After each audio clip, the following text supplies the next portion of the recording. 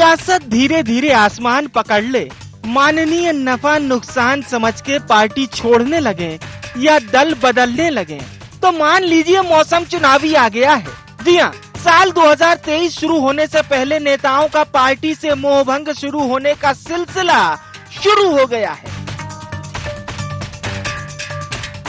PM Modi के MP दौरे से पहले सूबे की सियासत में चौंकाने वाली खबर आई। बुंदेलखंड अंचल में कांग्रेस के कद्दावर नेता और कमलनाथ के बेहद करीबी पूर्व विधायक अरुणोदय चौबे ने कांग्रेस को बाय बाय कर दिया। अपने आप को साइडलाइन और कांग्रेस कार्यकर्ताओं के साथ खराब बर्ताव का हवाला देते हुए चौबे ने अपना इस्तीफा कमलनाथ को भेज दिया है। कौन है अरुणोदय चौबे? बुंदेलखंड अंचल में कांग्रेस के कद्दावर नेता थे चौबे। साल 2008 के चुनाव में कांग्रेस के टिकट पर विधानसभा का चुनाव जीता। मध्य प्रदेश कांग्रेस के उपाध्यक्ष थे अरुणोदय चौबे। टीकमगढ़ के जिला प्रभारी थे अरुणोदय चौबे। अरुणोदय चौबे के कांग्रेस छोड़ते ही कयासों का दौर शुरू हो गया है। माना जा रहा है कि वो जल्द ही बीजेपी में शामिल हो सकते हैं। इसी बीच बीजेपी के दिग्गज नेता और पूर्व मंत्री रामपाल सिंह का बयान जिसने सियासत को और हवा दे दी। हम संपर्क में हैं काफी। हम तो उन्होंने दावा कर दिया कि एमपी में कांग्रेस पार्टी के विधायक और नेता बीजेपी में आने के लिए कतार में खड़े हैं और उनके संपर्क में हैं। कांग्रेस के मित्र आते हैं और वो भी अपनी पीड़ा जाहिर करते हैं और हम लोग भी उनको सुनते हैं। हम संपर्क में हैं काफी। हम तो रहते हैं साथ में, विधानसभा में बैठते हैं, उठते हैं, मिलते जुलते हैं और उनका भी काफी विधायकों का कहना है कि भाई हम तो अब जाने वाले हैं, अगली बार तो हमें कांग्रेस टिकट भी देगी तो हम लेंगे नहीं। कि विधायक तो टिकट का मना करने लगे कांग्रेस के, और नहीं तो कह रहे थे हमको मौका और कहीं से मिलेगा तो हम और करेंगे, लेकिन कांग्रेस से तो हार निश्चित है। ऐसी बात करते हैं कांग्रेस के विधायक। हमको जो भी कांग्रेस में अच्छे लोग हैं वो सब कांग्रेस पार्टी छोड़ रहे हैं, क्योंकि वर्तमान में कांग्रेस नेतृत्वहीन है, कोई विचारधारा नहीं है, कोई कार्यक्रम नहीं है और इस कारण से लगातार कांग्रेस को लोग छोड़ रहे हैं। और कांग्रेस में हम देख रहे हैं कि लगातार जो एक हताशा और निराशा का माहौल है और इसलिए लोग कांग्रेस को छोड़ रहे हैं। वहीं कांग्रेस नेताओं ने पार्टी के घटते कुनबे के लिए बीजेपी को ही जिम्मेदार ठहराया है। उनके पूरे परिवार पर आपराधिक प्रकरण दर्ज कराए हुए हैं। उनके 70-80 समर्थकों को जेल भेजा गया और उन पर झूठे प्रकरण लगाए गए हैं। ऐसी स्थिति में अरुणोदय चौबे जी के अलावा कोई भी हो तो यही करेगा। तो ये राजनीतिक आतंक है उनका इस्तीफा, और प्रताड़ना के कारण उन्होंने इस्तीफा दिया है। लेकिन अब बड़ा सवाल ये है कि क्या वाकई में कांग्रेस नेताओं की पार्टी में अनदेखी हो रही है? क्या आगामी दिनों में भी नफा नुकसान को देखकर नेता पाला बदलेंगे? सवाल बहुत हैं, लेकिन जवाब सिर्फ आने वाला वक्त ही देगा। Bureau report, IND 24।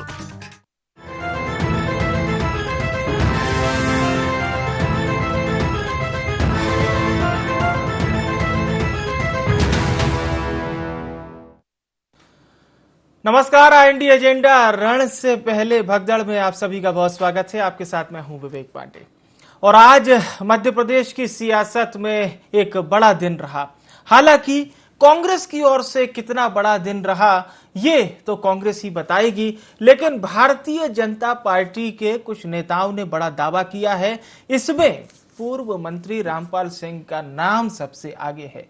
Rampal Singh ने कहा है कि भारतीय जनता पार्टी के संपर्क में कई कांग्रेस के विधायक हैं जो पाला बदलना चाहते हैं विधानसभा चुनाव से पहले। उन्होंने यहां तक कहा कि कुछ अभी प्रेजेंट विधायक कांग्रेस पार्टी से साल 2023 का चुनाव नहीं लड़ना चाहते।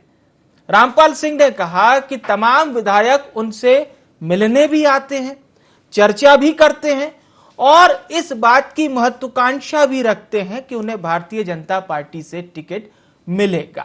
हालांकि यह रामपाल सिंह का बयान है और इसमें कितना सही है, इस दावे में कितना दम है, यह तो आने वाले दिन में पता चलेगा।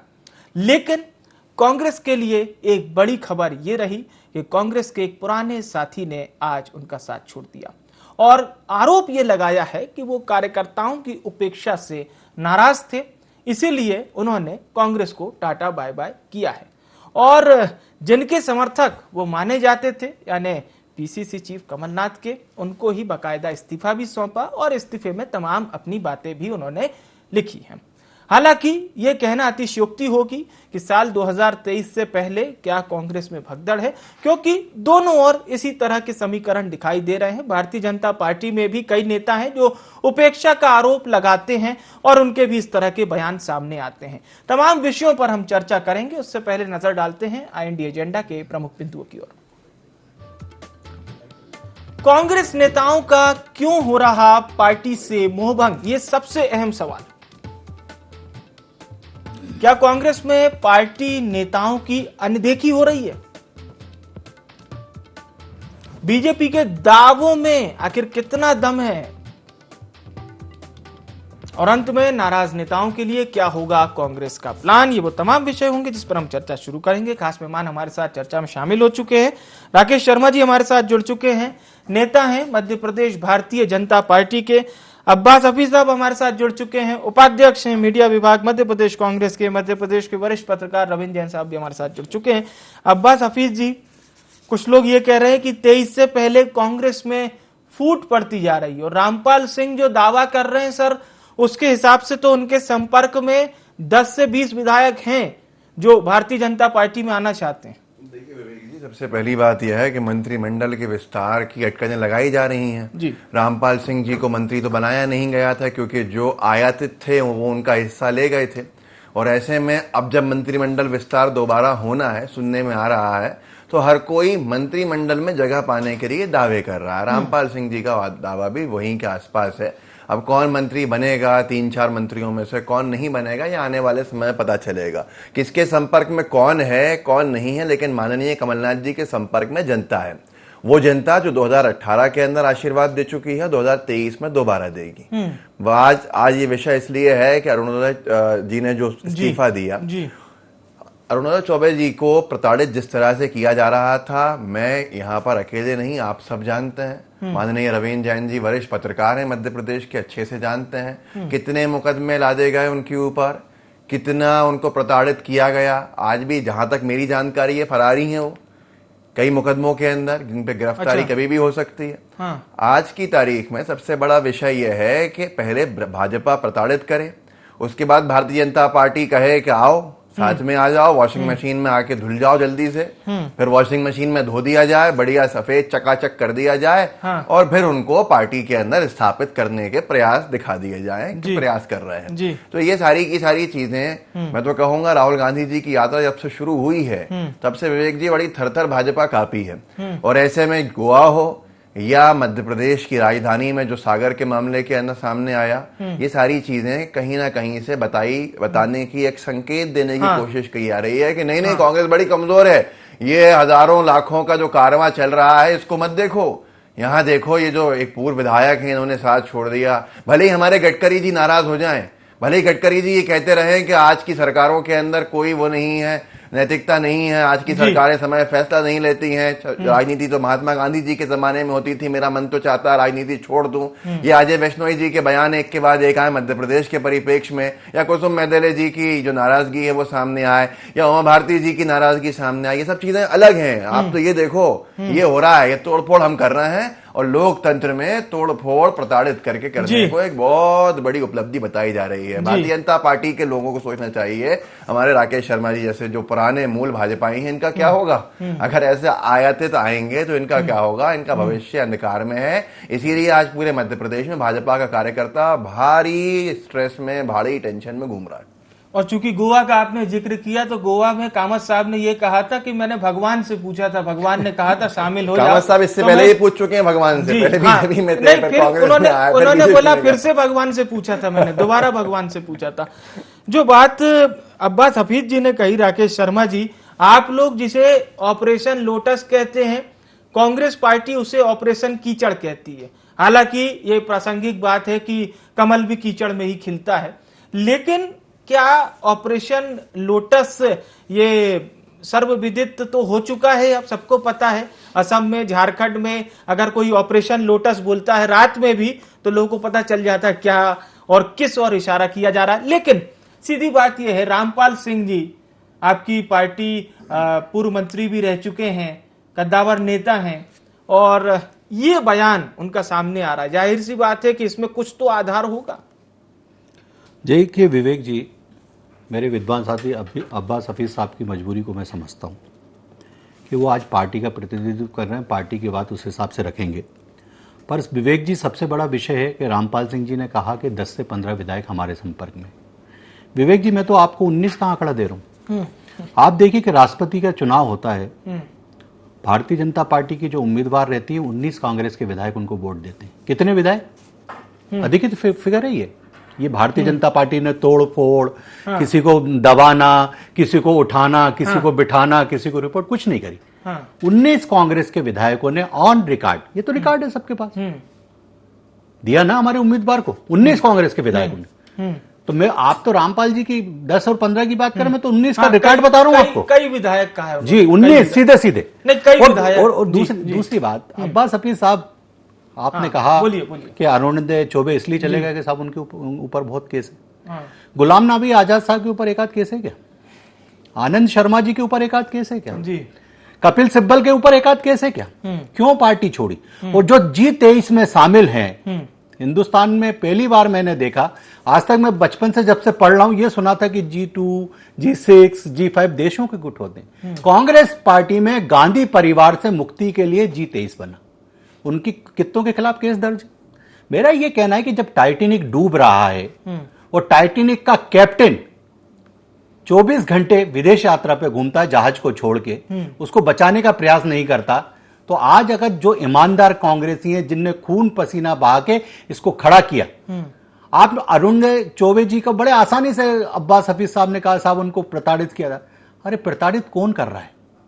आज बताइए, सिंधिया जी ने कांग्रेस पार्टी छोड़ी, जो मध्य प्रदेश में एक पहचान थे कांग्रेस पार्टी के, जिनकी दम पे कांग्रेस पार्टी की सरकार बनी, जिनको मुख्यमंत्री का चेहरा प्रोजेक्ट किया गया था, आज वो कांग्रेस छोड़ गए। आज आप ये बताइए कि सचिन पायलट, राजस्थान की बात की जाए, 19 विधायकों को लेकर दिल्ली में बैठे हुए थे। कौन सा प्रताड़ित किया जा रहा था? कांग्रेस की सरकार थी, कौन उनको प्रताड़ित कर रहा था? इसका जवाब दें। सिंधिया जी ने जब कांग्रेस छोड़ी, कांग्रेस की सरकार थी मध्य प्रदेश में जी, कौन भारतीय जनता पार्टी प्रताड़ित कर रही थी? मेरा स्पष्ट रूप से कहना है कि नीरव बंसी बजा रहा है और पूरी कांग्रेस पार्टी जल रही है। एक एक प्रदेश उठा के देख लीजिए, गोवा में क्या हालत हुई, कौन प्रताड़ित हो रहा था? जो 2-2 बार का मुख्यमंत्री रहा वो व्यक्ति अगर कांग्रेस पार्टी को छोड़ रहा है, क्योंकि कोई सुनने वाला नहीं है, कोई देखने वाला नहीं है, कोई बात करने वाला नहीं है। 17 वर्ष तक लगातार कांग्रेस की सोनिया गांधी राष्ट्रीय अध्यक्ष रहती हैं।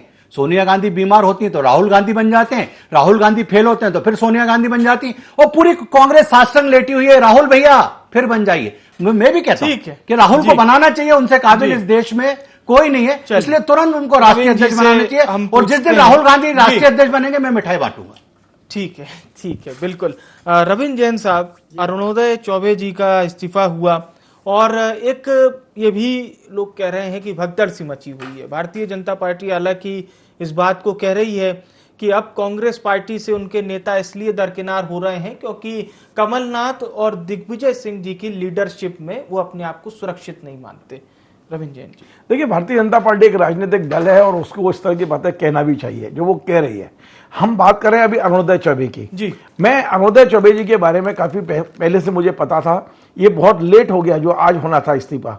6 महीने पहले ही कमलनाथ जी को उन्होंने कहा था कि जो परिस्थितियां इस समय खुरई में हैं, क्योंकि उनके साथ जो मारपीट एक झगड़ा हुआ था वहां पर एक कार्यक्रम के दौरान, उन पर केस लगा और उनके अलावा करीब 12-13 और कांग्रेस के कार्यकर्ता थे जो पिछले लंबे समय से वो लोग फरार रहे हैं। और वो इतनी ज्यादा मतलब उनका परिवार, जो 12-13 कार्यकर्ताओं का जो परिवार है, वो लगातार अरुणोदय चौबे को इस बात के लिए दबाव बना रहा था कि हमारे बच्चे जेल में हैं, कुछ लोग फरार हैं, कैसे इनका सब कुछ होगा। तो इस तमाम सारी दुविधा में, क्योंकि ये जो बहुत लंबे समय से, आप यदि सागर की और खुरे की राजनीति को समझने की कोशिश करें, वहां के माहौल को समझने की कोशिश करें आप, 6 महीने पहले उन्होंने कमलनाथ जी से बात की थी कि अब मेरे पास इसके अलावा कोई चारा नहीं है। और मैं बड़ी जिम्मेदारी के साथ इस बात को कह रहा हूं कि जो हुआ है, इस्तीफा हुआ है, जो छोड़ा है, वो कमलनाथ जी और अरुणोदय के बीच में एक अंडरस्टैंडिंग भी बनी है दोनों की, क्योंकि इसके अलावा उनके पास और कोई चारा नहीं था। आज भारतीय जनता पार्टी ये नहीं कह सकती है कि हम अरुणोदय चौबे को नहीं लेंगे। भारतीय जनता पार्टी ये नहीं कह सकती है कि कांग्रेस छोड़ने के बाद भी अरुणोदय चौबे अब अपराधी उसी तरह अपराधियों की तरह ट्रीट किए जाएंगे। मुझे ये समझ में नहीं आ रहा कि हम लोकतंत्र में जी रहे हैं या किस माहौल में जी रहे हैं। क्या कारण है कि वहां जो आसपास की जितनी भी नगर पालिकाएं हैं, चाहे वो बांद्री हो, मालतौन हो, चाहे खुरई हो, वहां आपको कांग्रेस के कार्यकर्ता नहीं मिलते, विपक्ष में खड़ा होने वाला कोई व्यक्ति नहीं मिलता। हम इस तरह का माहौल यदि आज बनाएंगे तो निश्चित तौर पे जो अगली पार्टी आएगी उससे ज्यादा गलत माहौल बनाएगी। आखिर हमें प्रजातंत्र को बचाने की जिम्मेदारी हम सबकी है। और जिस तरह जो आज अरुणोदय चौबे हुआ है, अरुणोदय चौबे का जो केस हुआ है, ये निश्चित तौर पर एक चिंता की बात है। अरुणोदय चौबे कोई खुश होकर नहीं गए हैं, कांग्रेस से दुखी होकर नहीं गए हैं, उनको मजबूरी में गए हैं। अब हो सकता है कि मध्य प्रदेश की राजनीति में एक नया एक नारा हो कि मजबूरी का नाम अरुणोदय चौबे। 100% मैं बड़ी जिम्मेदारी से कह रहा हूं इस बात को। अरुणोदय चौबे के साथ में ऐसी परिस्थितियां निर्धारित की गई हैं और उनके ऊपर उनके समर्थकों का इतना दबाव था, उनके परिवार का, कि अब आपके पास एक ही चारा है। या मैं एक नई बात और आपको बताना चाहता हूं, बताइए। और वो ये है कि अरुणोदय चौबे को खुद जो उनके प्रतिद्वंदी हैं, जिनके कारण से, जो मंत्री हैं जिनके कारण से उन पर ये केस लगे, वो भी नहीं चाहते थे कि अरुणोदय चौबे यहां आए, कांग्रेस भारतीय जनता पार्टी में आए या कांग्रेस छोड़े। वो तो लगातार उनके साथ में उनका संघर्ष जारी था। लेकिन अरुणोदय चौबे ने कहीं ना कहीं पूरी दिल्ली में जमावट की और भारतीय जनता पार्टी के वरिष्ठ नेताओं से मुलाकात करके इस तरह का माहौल बनाया कि ठीक है, मैं कांग्रेस छोड़ता हूं, लेकिन मुझे कम से कम मुझे और मेरे समर्थकों को माफी दी जाए, उनके ऊपर जो केस है वो हटाए जाए। ये तमाम सारी बातें हुई हैं। और ये बात आज से नहीं है, पिछले लगभग 6-8 महीने से ये सब चीजें चल रही थी। और अब जाके एक भारतीय जनता पार्टी के ग्रीन सिग्नल मिलने के बाद उन्होंने आज इस्तीफा दिया है। भारतीय जनता पार्टी ये नहीं कह सकती, आज राकेश भैया बैठे हुए हैं बगल में, मेरे मित्र हैं, वो ये नहीं कह सकते हैं कि वो अपराधी है, हम कभी उसको कांग्रेस बीजेपी में नहीं लेंगे। वो जिस बात के लिए वो लगे थे, जिस बात के लिए प्रचारित किया जा रहा था, अब उनके मन की होने वाली है, तो निश्चित तौर पर भारतीय जनता पार्टी में खुशी होगी, खासकर उन लोगों में जिनका उनका सीधा झगड़ा नहीं है। जी, पॉलिटिकल प्रोटेक्शन, मतलब अगर एक शब्द में हम कहें तो। अब्बास जी प्लीज। देखिए, मैंने यही कहा था शुरुआत में भी, और मैंने ये भी कहा था कि हमेशा अगर आप देखें तो जैन साहब जो बात कहते हैं, हमें भी डांटते हैं, इन्हें भी डांटते हैं। तो आज उन्होंने वही बात कही जो मैं आपसे शुरू में कह रहा था, प्रताड़ित करना और ये विंडिक्टिव पॉलिटिक्स का कोई अंत नहीं है। अगर इसके बारे में अगर देखा जाए तो फिर बढ़ के ही आगे आती है, सत्ता बदलती जाती है और नुकसानदेह होता है, लोकतंत्र के लिए अच्छा नहीं होता। पर ऐसी परिस्थितियां एक जगह नहीं है। माननीय जैन साहब आते हैं ग्वालियर के इलाकों से, राजेंद्र भारती जी को हम सब जानते हैं, कितने मुकदमे लादे गए हैं उनको। क्या गलती थी उनकी कि उन्होंने मध्य प्रदेश के कद्दावर नेता को बिल्कुल अंतिम चरण तक ले जाके हराते हराते छोड़ा था। 500-600 का मार्जिन था, कितना मार्जिन था। ऐसे कई कांग्रेस के नेता, कई कांग्रेस के कार्यकर्ताओं के ऊपर मुकदमे दर्ज हैं। एक प्रदर्शन के ऊपर उन लोगों में मुकदमे दर्ज हो जाते हैं जो उस प्रदर्शन में होते भी नहीं है। अरुणोदय चौबे जी के ऊपर धारा 307 ने मुकदमा दर्ज किया हुआ है भारतीय जनता पार्टी की सरकार ने। आज वो 307 का क्या होगा, ये बहुत बड़े सवाल है। और मैं भी पूछना चाहता हूं, कह दें, राकेश शर्मा जी कह दें कि नहीं, हम चौबे साहब को नहीं लेंगे, अरुणोदय चौबे जी के लिए भाजपा के दरवाजे बंद हैं, कहें ये नहीं कह सकते। तो ये सारी चीजें हैं जिससे साफ स्पष्ट होता है कि ये डराने वाली राजनीति, धमकाने वाली राजनीति ये हिटलर की भी नहीं चली। एक अंत होता है इसका, और अंत के बाद जनता खुद अपने आप उसको खत्म करती है राजनीति को ऐसी। तो ये अच्छी परंपरा नहीं है। आज मूल मुद्दा पोषण आहार।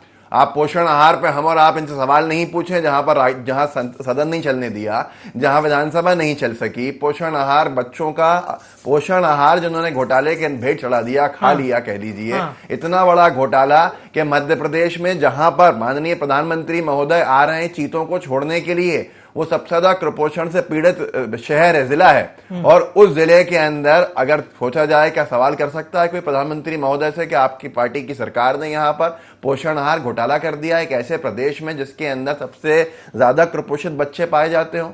तो ये आज मूल सवाल थे जिन पर चर्चा तो हो नहीं पाई। हाँ, लेकिन अरुणोदय चौबे जी जो हैं वो भाजपा के लिए अब बहुत महत्वपूर्ण हो जाएंगे। जिनको भाजपा अपराधी कह रही थी, जिनको भाजपा 307 का आरोपी कह रही थी, क्या कुछ नहीं कह रही थी। ठीक है शर्मा साहब, सागर तो इतना महत्वपूर्ण जिला है और आपके 3 मंत्री हैं वहां से, तो इतना मजबूती पहले से मौजूद है। फिर जो बात अब्बास जी कह रहे हैं कि बीजेपी मना भी नहीं करेगी, और जिस प्रकार से आरोप भी लगाया उन्होंने कि प्रेशराइज्ड किया गया अरुणोदय चौबे को, और ये 6 महीने से पूरा सब सेगमेंट्स चल रहे थे, उनका मिलना चल रहा था बीजेपी के नेताओं से, जो बात रविंद्र जैन साहब ने हमसे कही है। देखिए, नेता सभी मिलते हैं। अभी ये डिबेट खत्म होगी तो अब्बास हफीज साहब के साथ मैं बैठ के चाय पीऊंगा। लेकिन वो जरूरत के लिए एक सेकंड सर प्लीज। और किसी दिन आप माननीय गृह मंत्री नरोत्तम मिश्रा जी के बंगले के सामने अपने कैमरामैन को लेकर खड़े हो जाना। कम से कम 70 से 80 वेल नोन फेस कांग्रेस के नेता जो विधायक हैं, पूर्व मंत्री, वो मिलने आते हैं। तो ये जो मिलना जुलना ये तो सबका चलता रहता है। राजनीति में ये नहीं होता कि आप कांग्रेस पार्टी के हो तो आप पाकिस्तान के हो गए, हम भारतीय जनता पार्टी के तो हम भारत के हो गए। ये अलग विषय। मैं दूसरी बात कहना चाहता हूँ। मेरे 2 विद्वान साथी एक साथ कह रहे हैं। हिंदुस्तान के बड़े पत्रकार रविंद्र जैन साहब ने कहा कि साहब उनके खिलाफ जो केस चल रहा है वो सब वापस हो जाएंगे, भारतीय जनता पार्टी वापस कर देगी। मुझे आश्चर्य होता है, इतने ब्रह्म ज्ञान पे मुझे आश्चर्य होता है। अभ्यास अरे सर प्लीज बोलने दीजिए, बोल तो लेने दीजिए प्लीज, बोल तो लेने दीजिए प्लीज सर। मैंने आपको बहुत शांति से सुना, आप बहुत विद्वान हैं, एक बार मुझे बोल लेते। हो सकता है कि निर्णय अपन जो जनता सुनती है ना उस पर भी छोड़ दें, अपन एक दूसरे से बोलेंगे, कोई मजा नहीं है। मेरा ये कहना है कि अगर कोर्ट में किसी के खिलाफ हत्या का केस चल रहा है तो जब तक कोर्ट नहीं चाहेगा वो आदमी बरी नहीं होता। ये तो मेरा अल्प ज्ञान हो सकता है। अरे सर बोल लेने दीजिए अब आप। और मैंने जो पूछा उसका जवाब नहीं दिया कि आजाद साहब, आनंद शर्मा, कपिल सिब्बल देश के बड़े। अरे बोल तो लेने दीजिए सर, जवाब दे देते हैं। ये बोल रहे इतना उत्तेजनापन क्यों आ रहा है? आपकी जब बारी आएगी, जब आपकी बारी आएगी, जब आएगी, जब बोलना कि मैंने आपको दोनों बार बहुत शांति से सुना। मैं जवाब दे बस भाई, नहीं मेरे को बोल लेने दीजिए प्लीज बोल लेने दीजिए। मैं तैयार हूं। आपसे भी रिएक्शन लेंगे, बोलिए। मेरा एक और निवेदन है विवेक जी, आपने शुरू करा कि साहब कीचड़। कांग्रेस पार्टी राजस्थान में पूरी की पूरी बहुजन समाज पार्टी के विधायकों को अपनी पार्टी में शामिल कर लेती है, तो ये फूलों की वर्षा थी क्या? वो कीचड़ नहीं है क्या? जवाब दिलवा दीजिए मुझे। कांग्रेस करे तो पुण्य। मैंने देखा इस कांग्रेस पार्टी को जनाब कि हिंदुस्तान में मुख्यमंत्री की अगर मुस्कुराहट नहीं पसंद आ रही है, सरकार गिरा दीजिए। 4 प्रदेशों की सरकार गिराई थी भारतीय जनता पार्टी की। उत्तर प्रदेश में एक घटना होती है, मध्य प्रदेश, राजस्थान, दिल्ली और उत्तर प्रदेश, 4 प्रदेश की सरकार। ये वो लोकतंत्र की दुहाई देती। एक बात का और जवाब दी। मेरे विद्वान साथी अभी कुपोषण पे बात कर रहे थे, फिर अभी महिला अत्याचार पे बात करेंगे। कांग्रेस के एक विधायक है मुरली मोरवाल, जिनके बेटे ने 17 महीने पहले बलात्कार किया। 17 महीने पहले सिद्ध हो गया कि इसने बलात्कार किया। कांग्रेस पार्टी ने भी 2 दिन पहले 17 महीने बाद उसको पार्टी से निकाला। ये दोहरा चरित्र जो है ना, दोहरा चरित्र। जवाब ले लेते हैं महिला अत्याचार पे। और तीसरी लास्ट बात के मैं अपनी बात समाप्त करूंगा। मेरा एक निवेदन है जी, आज ये कांग्रेस स्वीकार कर ले कि कांग्रेस के साथ कोई नहीं बैठना चाहता। जैस क्यों कह रही है हम अलग से चुनाव लड़ेंगे, हमारा डीएनए कांग्रेस का डीएनए नहीं कह रही है ना। कल तक आपके साथ गलबैया कर रही थी, आपने उनके 1-2 लोगों को टिकट दे दिया, वो विधायक बन गए, आज तो छोड़ के जा रहे हैं। अब वो कितना प्रताड़ित हो रहा है वो भी बता दीजिए। आप तो हर चीज को प्रताड़ना से जोड़ रहे हैं, तो इनका भी बता दीजिए, जेस के बारे में भी बात कर लीजिए। इतिहास से सीख ली जाती है, प्रतिशोध नहीं लिया जाता। ये पहली बात भाजपा को समझनी होगी। किन परिप्रेक्ष्य में राष्ट्रपति महोदय ने किन सरकारों को भंग किया और विधायकों को जोड़ तोड़ के, ये दोनों अलग अलग विषय हैं। घटना क्या थी, घटना किस स्तर के ऊपर थी, घटना ने कितने लोगों की बलि ले ली, वो भी एक बड़ा विषय है। तो ये अगर चर्चा करेंगे तो शायद विषांतर हो जाएंगे। लेकिन आज की तारीख के अंदर आप इससे मिलाएं कि हम जोड़ तोड़ रहे हैं। हाँ ठीक है, आपने राजस्थान का उदाहरण दिया, उस पर चर्चा हो सकती है। लेकिन राष्ट्रपति द्वारा किसी सरकार को भंग करना और भाजपा का तोड़ फोड़ना, प्रताड़ित करके तोड़ना फोड़ना, ऐसा क्या वो बसपा के विधायकों के ऊपर मुकदमे दर्ज करा दिए गए थे? कोई मुकदमा दर्ज नहीं था। ये तो आज का बिल्कुल अभी की बात है, 2018-19 की बात है। लेकिन मुकदमे दर्ज होना, सीएम रमेश जैसे बड़े बड़े नेता जो टीडीपी के थे, राज्यसभा का पूरा उनका जो संसदीय दल था, जो राष्ट्रपति चुनाव में वोट दिए बीजेपी को, उनके एक के खिलाफ भी मामला कर्नाटक में सुनिए, एक भी खिलाफ के इसको बता देता हूँ। आप सत्ता आपके पास है। प्रणब मुखर्जी खड़े, सुनिए, प्रणब मुखर्जी खड़े हुए चुनाव के अंदर, राष्ट्रपति के पीए संगमा इनके कैंडिडेट थे, स्वर्गीय पीए संगमा जी। उन्होंने उनको 19 बीजेपी के कर्नाटक के विधायकों ने वोट नहीं दिया। तो ये तो एक अलग विषय होता है, हर चुनाव में होता है। अलग नहीं 19 बीजेपी के मैं दावे से कह रहा हूं कर्नाटक में ट्राइबल के अगेंस्ट में वोट दिया। कमेंट आपका सर प्लीज। देखिए, मैं राकेश जी ने जो मुद्दा उठाया मैं उनको ये बताना चाहता हूं कि देखिए, आपने कहा कि कांग्रेस ने ऐसा किया, कांग्रेस ने वैसा किया, कांग्रेस करे तो मेरा ये कहना है कि कांग्रेस ने जो गलतियां की उसकी सजा कांग्रेस भुगत रही है। तो क्या भारतीय जनता पार्टी कांग्रेस की पीठ पकड़ के चलेगी? क्या उसकी पूंछ पकड़ के चलना है आपको? आपको नए आयाम साबित करने के लिए हमने चुना था, अहम सवाल इसलिए नहीं चुना था कि आप कांग्रेस बने। आप कांग्रेस के पीछे चल दिए इस वक्त। दूसरा, आप बार बार एक क्वेश्चन उठा रहे हैं कि मध्य प्रदेश के 19 विधायकों ने वोट दिया, निश्चित तौर पर वोट दिया, आदिवासियों के नाम पर वोट दिया और काफी उसमें से आदिवासी थे। लेकिन विवेक जी, मेरे पास जो सूचना है वो सूचना कुछ अलग तरह की है। मुझे ये मालूम है कि एक सर्वे में भारतीय कांग्रेस ने लगभग 30 विधायकों को टिकट काटने का तय किया है जी। और उन 30 में से कई विधायकों को सूचना खुद कमलनाथ ने बुला के दे दी कि आप कांग्रेस में रहें या जाएं। निश्चित तौर पे इस बार आपको हम टिकट देने की स्थिति में नहीं है, जो मेरे पास सूचना है। जी। लगभग 30 विधायक हैं ऐसे, आपके चैनल के माध्यम से बहुत जिम्मेदारी से कह रहा हूं। उन विधायकों में से कई ऐसे विधायक भी हैं जो इस जोड़ तोड़ में लगे कि भारतीय जनता पार्टी 5 करोड़ ही दे दे, 2 करोड़ दे दे, पहले 30 दे रही थी। तमाम सारे भारतीय जनता पार्टी आने को रेडी है। पूरी बात हो जाती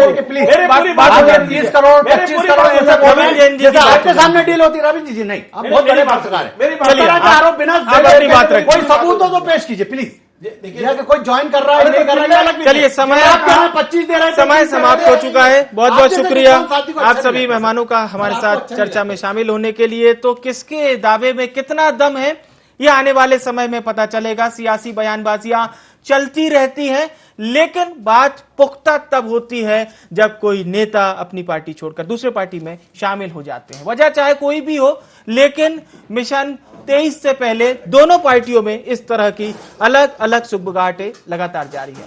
IND एजेंडा में इतना ही। मुझे यानी विवेक को दीजिए इजाजत। नमस्कार।